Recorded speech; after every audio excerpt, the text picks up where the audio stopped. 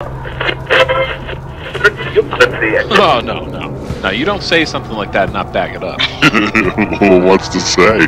All I said was you come off like a sword guy. A sword guy? What does that even mean? It's just that you look like a guy who collects a lot of swords and replica weapons, that's all. What? I don't even own a sword. Well, okay, that's a lie. I do own a katana blade, and it's a set of 3, but it was a housewarming gift. Oh, so you have 3 swords. I've got one set of 3 swords. Jesus Christ. Hell is beautiful, beautiful. Superstation 66, you are live. Oh, hey, awesome. That took forever. I think I know the answer to the trivia question. I'll have you know that a fucking sword is a symbol of power and prestige. Baby Ice Dog. Career of Evil. Fire of Unknown Origin. Shooting Shark. And, oh, damn it. I can't.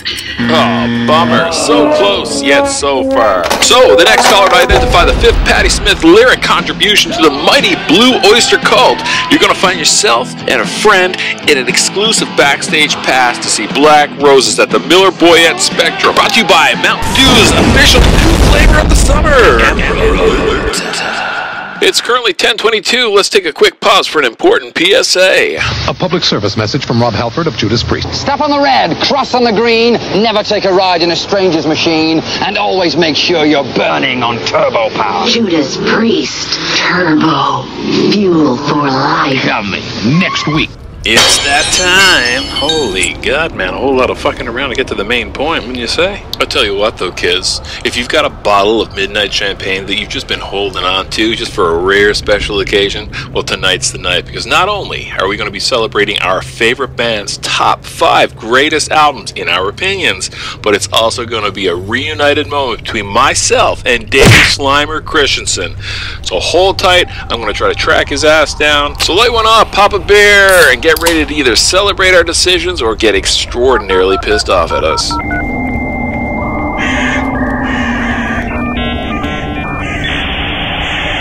Ladies and gentlemen, the voice of Rammer, Abyss, Calm of Heaven, Slaughter Strike, and co-creator of this magazine, Mr. Dave Kristiansen.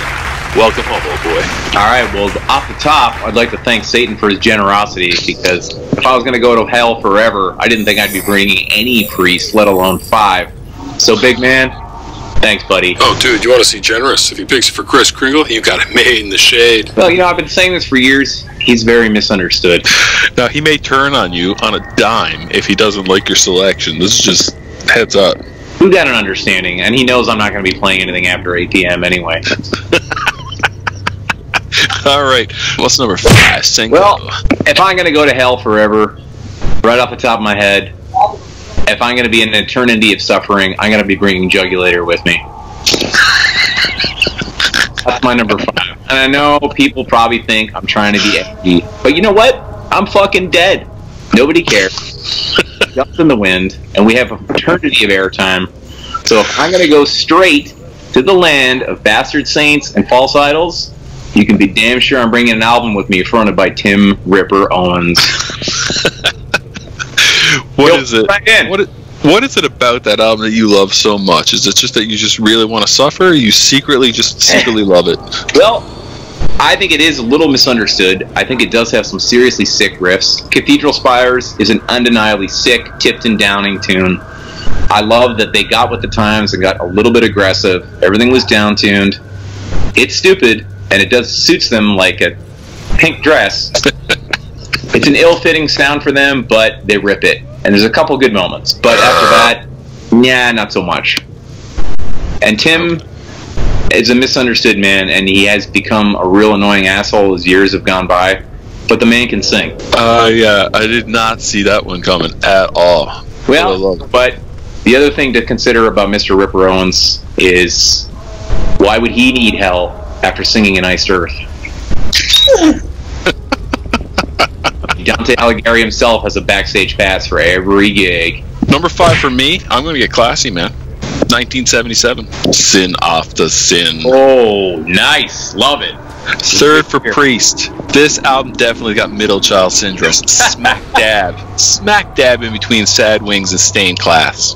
Dissident Aggressor. Come on, that's got to be one of the most eerie, unnerving songs I've ever heard in my life. Absolutely amazing chorus line. I'll tell you something else, too. Raw Deal. What an underrated Priest song. And kind of like, if anyone ever bothered to listen to, was Rob's really coming out song. Yeah, there's about maybe 12 to 17 of those. Starbreaker. Eat Me Alive. Jawbreaker. The list goes on. The list goes on. That's the one and only album that actually had Simon Phillips on drums, so take that. Anyways, let's see, I went all highfalutin. Yeah. Meat and potatoes. I'll give it to you, man. That's an absolute killer. Number 4, If I'm Gonna Be Dragged, Fingernails Down in the Dirt to Hell, Painkiller, baby. I cannot think of a better welcome mat into hell itself than that drum intro. You're really surprising me here tonight. Hey, you know what? It's a balance of what I want to hear in hell versus what I really genuinely love about Priest. But the aggression on this record, it's just absolutely, it's the blueprint for speed metal before, during, and after, and it really has never been matched. It's incredible.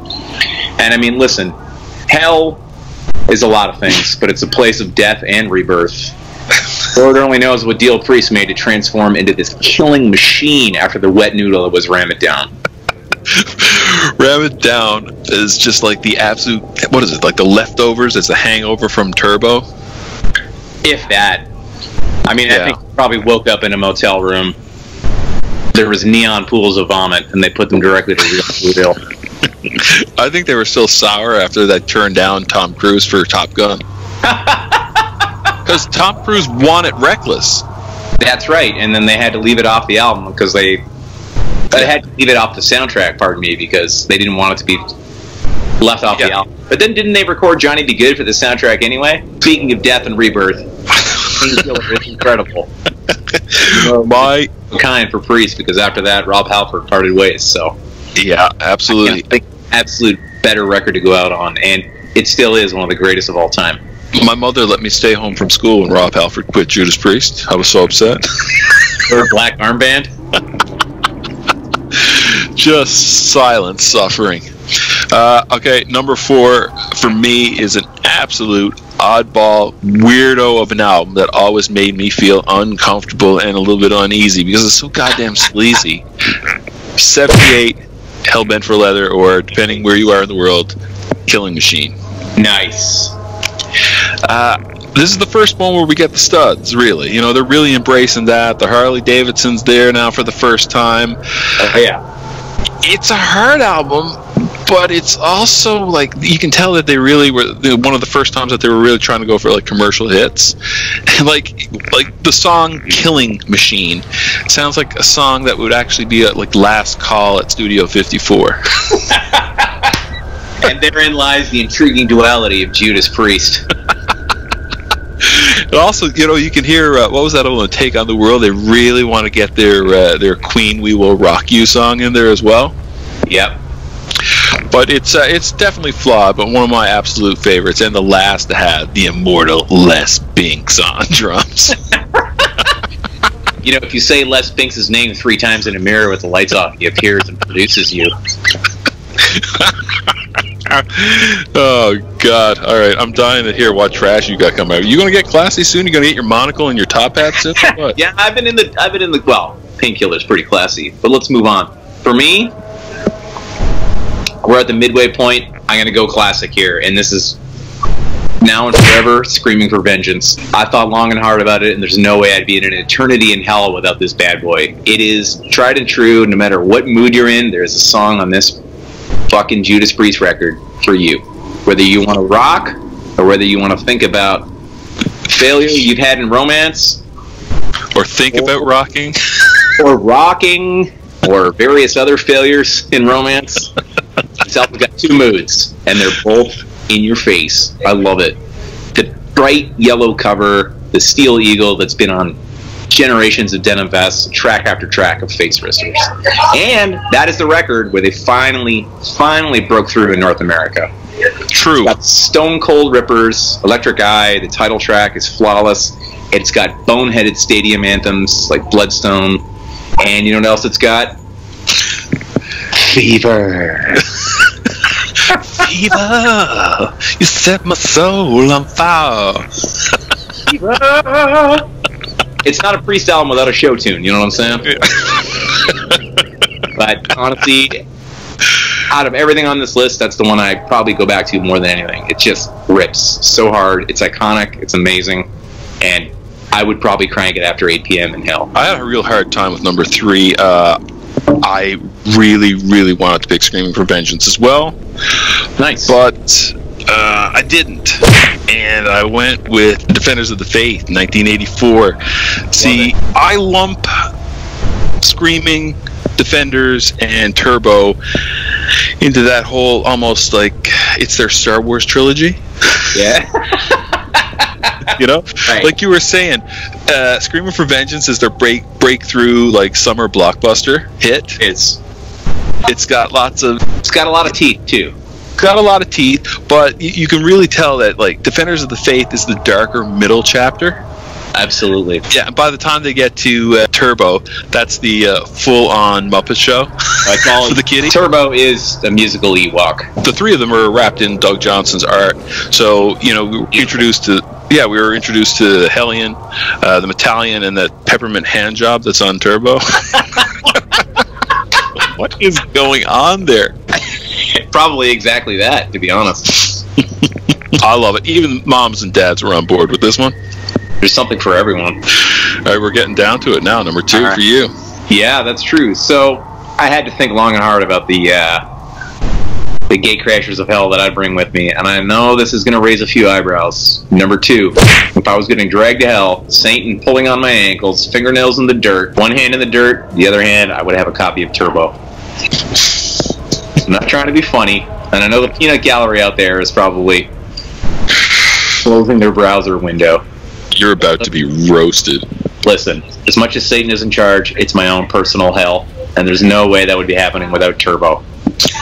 It's just nothing but parental guidance. Hey, listen, just like Satan himself, Turbo is hated, but it's very iconic. That's a summer album. Absolutely. Hey, listen, Turbo Lover is more of a summer anthem than even In the Summertime by fucking Mungo Jerry, as far as I'm concerned. It's a pool party. It's getting wasted at 2 p.m. It's getting vomiting by 6 p.m. on the bushes by the side of the pool. Everything revolves around pool parties when Turbo comes out. It's a great record.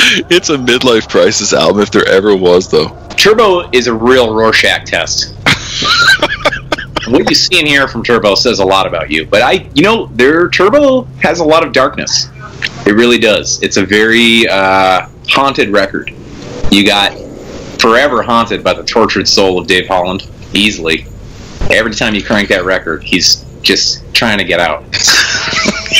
It's a good one. And the other thing that's crazy about Turbo that's also very dark is it's the record that Rob threw himself into after his partner committed suicide by gunshot to the head directly in front of his face when they were both strung out on drugs, screaming, fighting, all that stuff. So it's my first Priest record I ever bought. Nice. But for me, that's definitely close to the top. And I love Turbo. It's great. I don't care whether you're feeling smart, feeling dumb, feeling like you're going to jump in a pool. It's the record. It's a killer. I love it. Unashamed. I'll be with you. I'll show up to the pool party. I'll even bring some beers. I'm still going to bring the 2 album. 1976. Ooh. Sad Wings. I was going Sad Wings of Density. I almost called it. I've been day drinking a lot, man. Sophomore album, man. But one thing I love about it is just the dramatic change on this one. All that hippie psychedelia shit is completely gone from rock and roller. Yep, absolutely. There's no love, right? Sad Wings. There's only confusion and who knows what else. It's literally their hungriest album. I mean, they were working for Gull Records at the time. They were getting, 1 meal a day. The label was just screwing. They had their own day jobs. Just brutal, right? But this album, to me, reinvented metal. And it was not only, the gravel road for a new album. This is in the thick of the punk movement, right? Absolutely. And I can see why they got a raw deal in the press, because it came out at the time of punk and everything else. And frankly, nobody gave a shit about quote-unquote old, borrowed Led Zeppelin riffs, and lo and behold, here we are 40 years later, and they're still playing tunes from it live. All right, Dave, I'm intrigued now, and if you give me Loch Ness, I'm going to lose my mind. Well, you kind of stole my thunder, because my number one Judas Priest record of all time, forever, no matter what I'm going through, no matter how hammered I am, no matter what the season is, it's Sad Wings of Destiny, man. Oh, nice. It's fucking Sad Wings.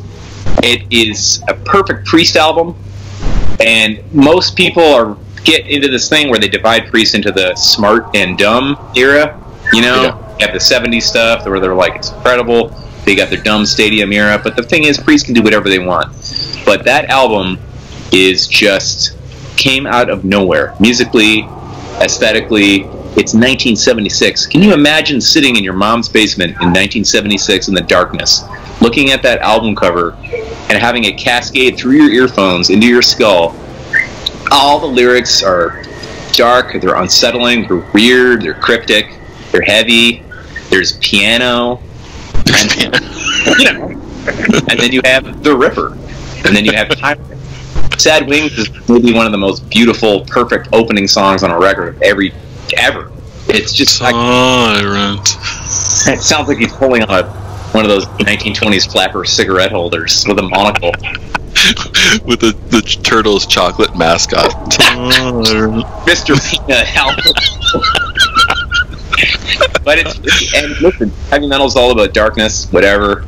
It's got it. It's, nobody still knows really what Victim of Changes is about. If you sit down and look at the lyrics, it's just unsettling. It's weird, dark genius that came up from nowhere, and it is still hasn't lost any magic, and it's still influencing shit to this day. It is the absolute best Priest record, in my opinion. It's lost none of its magic and power, and I love it to death. I agree fully, but there's one better, in my humble opinion. Fall to your knees and repent, if you please, man. Stained Class. I mean, you almost saw that one coming, right? What I love about this one, man, is that they really ditched the blues and they set the framework, you know what I mean, for thrash and speed metal.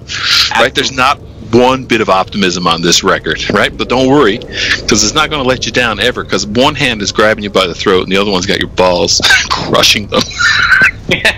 Cock and ball torture. Yeah, no, this is not only like a top 5 Judas Priest album, this is a top 5 metal or top 5 album altogether for me. I couldn't agree more, man. It is iconic forever. It's crushing. It is also a serious, heavy metal recording. It is a metal record through and through. And there wasn't metal to come before it, but it just bulldozed everything. First one to actually use the actual, like, when they ditched the Gothic script for the new logo as well. That's very true. One thing that really surprised even myself was no British Steel.